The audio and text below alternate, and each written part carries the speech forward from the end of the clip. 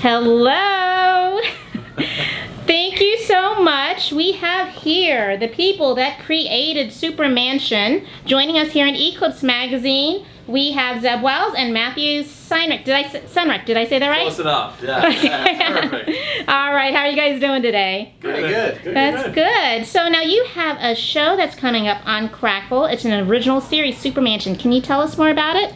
Yeah, it's about a group of 6 superheroes that live in a mansion together. So they are all at varying degrees of competency. So we have Titanium Rex, who is the leader. He's probably the most competent, and as a result of that is the most frustrated by sort of the incompetence of the rest of his team. Dealing with issues about his age and whether or not he's past his prime. And so yeah, he has to deal with a team of superheroes that maybe have a little trouble focusing on the job at hand. Okay, so tell us, how did you come up with the concept of Super Mansion? We've been doing we've skewed so many different universes through Robot Chicken, whether it be the Star Wars universe or the DC Comics universe. We just kind of wanted to play in our own playground and create our own superhero universe, if you will, taking on tropes of, other places and just turn them 90 degrees on their side to create original characters. And that kind of evoke the feeling of other things you may or may not know.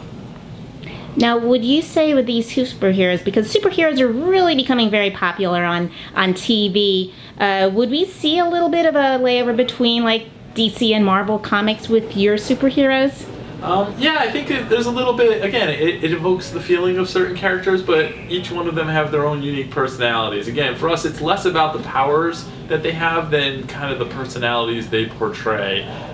It's about these, slightly off-kilter, heroes or human beings in essence, dealing with mortality and other issues that they have, or just getting along. What makes friends get along? That's really what this is about. Friends is six friends living in an apartment building. This is 6 superheroes having to deal with the mundane issues of life. Yeah. Well, I saw some of the episodes. Hilarious, really funny. And so they're not exactly your typical heroes per se. They're a little quirky, a little. As are most people. Yes, Yeah. exactly. So in other words, this kind of brings out a little bit of the imperfections of superheroes, correct? Yeah, we just have normal people that happen to get superpowers, and so none of them are quite prepared for being a hero. None of them are great. Not all of them are great at it.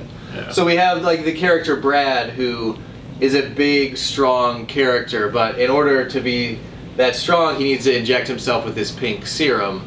He's basically a junkie. Yeah, he's an addict, and what does that mean? And what does he have to deal with? Where the pros, he becomes a superhero. What the con is, he's addicted to it.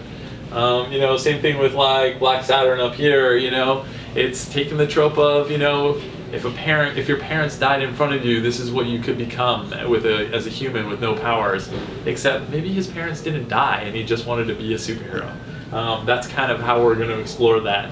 Yeah, we have there's a lot of sexy cat women in comic books, and we decided, well, what would happen if an actual female cat was evolved into a more humanoid cat? And she probably wouldn't be so sexy as much as just crazy, and if she was used to making her way on the streets and scavenging for food. So we basically have a wild animal in the house, and they have to try to deal with that. And our Jubot character, which again, when you find out his goal in life is to understand what it's like to be human, and when he finds out his inventor was a Jewish woman, by the laws of the Torah, that makes him Jewish. So not only does he want to learn how to be human, but he wants to learn how to be a Jew. Now, are any of the main characters in the show, are they based on any real people? Loosely? I don't know. Like, I'm trying to look at the characters now and say if they're based on real people. I think when casting it, we've kind of evoked the funny that we had in each of the characters, and because we've known a lot of these people who are doing the voices, we knew that they would bring to life these characters. Bryan Cranston, we always talked about a Bryan Cranston type to play this character, so to actually get him to play our Titanium Rex, we wrote that character for him, and then he just helped it evolve, which has been amazing. And the same thing with American Ranger. Zeb had in mind Keegan-Michael Key for that character, and it's only evolved since then. Whereas the others, it's based on the voices that we knew our friends can do. So how did you assemble the cast? I know Bryan Cranston is one of the main characters. How did you bring him on board? It was funny because for that character, again, in the script, we always said it was a Bryan Cranston type, and we never actually thought to get the courage to go out to him. And we actually went through the official process of getting an actor to work with you. So we submitted it to his agent, and we got a response within 24 hours of saying not only did he love the script, but he wanted to make it with us. And he was. I mean, he called us directly himself, and it was beyond exciting. It was in the final days of Breaking Bad, and he's taking the time out of shooting that to come talk to us about this little project of ours that we never dreamed to get him in. Oh, that's amazing. So he's the executive producer. Yes, he's our partner on this. Yeah. Oh, that is wonderful. Now, is he writing also? He hasn't written any of the episodes, but he definitely has say in a lot of the writing. Yes. But it's, again, you get him in the voice booth and he's ad-libbing stuff beyond, he takes things to the next level for us. Oh, that's great. Now, are you going to be having any guest stars, any celebrities or that you can tell us about? Yeah, we have a lot of guest stars coming up. The second episode has Clark Duke and and other people. Now, it's a mix of people who we've gotten from Robot Chicken, where everyone from Breckenmeyer to Donald Faison, who we consider part of the Robot Chicken family, to Chris Pine, who had come on Robot Chicken and had a blast, and we were like, we should bring you back, and we figured to bring him back for this, and he was amazing. Jordan Peele, Ron Perlman. Yeah, it's been a really good group of people. John Berthal is another one of those people. He's now the Punisher, which is amazing to see. Yeah. But yeah, again, it's just people that their voices from working with them before, and you're like, we really like these people. To just people we think are funny that we wanted to always work with. So with the success of your other project, Robot Chicken, are a lot of the people that worked on there, they are coming on board for Super Mansion as well? Yeah, there's a lot of crossover. We are definitely leaning on the expertise that our crew has built up over the last, 8 seasons now of Robot Chicken? Yeah, so it's a lot of crossover. Again, we're shooting, if anything, the company's grown, which is a great situation to be in, and all those people who have started with Robot with us have evolved to positions of authority where they're now running not just one but multiple shows. And with Super Mansion, you can see the amazement that they're in, the talent that they're bringing forth to the screen. Okay, now Seth Green was also involved with the other show. Is he coming on board with this one as well? Seth is very much involved. I still share an office with Seth, and he's here every day of the week, losing his mind with us in every way, shape, or form. Okay. Now, was there any difficulty in doing, because this is a little different from Robot Chicken, Super Mansion, did you find any difficulties in working with stop animation?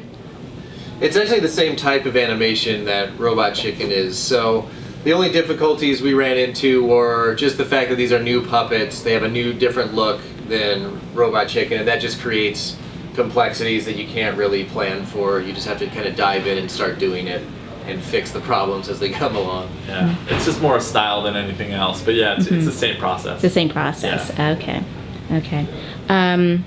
What would you say makes this show stand out from some of the other stop animation superhero shows that's out there right now? I don't think this show looks like anything that's out there, which is what I think will make it stand out. And I also think it has a viewpoint that's very different than a lot of things that are out there, where it's taking an absurd concept and making it mundane, and I like that aspect to it. I don't know, what do you think? Yeah, I think it's just a fun character-based show, and I do think that if I I look at this poster, I want to know what these characters are up to. So, I want to know what their stories are, which I like. I'm proud of that. And if none of that, sells it, then hopefully some of the actors that are participating in this, their fans are interested to see what they're going to do next as well.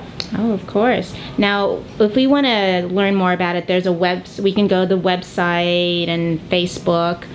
It's online, it's on social Twitter, media. It's on, all sorts of social media. what is it, at Supermansion TV, the letter TV. Yeah, it's all over the place. It's very easy to find. Very easy. And when does it debut? October 8th, it'll debut on Crackle. It'll be 3 episodes that'll debut all at once, and then with every week after that, there'll be a new episode. That is really exciting. I know Robot Chicken fans are going to be excited to see this one, and anybody else that just loves shows like this, because this is hilarious. I was laughing my head off watching it. Do you have any last words for our fans? Please give it a watch and let us know what you think. Zeb reads every message board, so let them know what you think. Definitely let them know what you think. Thank you so much. Thank you. Thanks.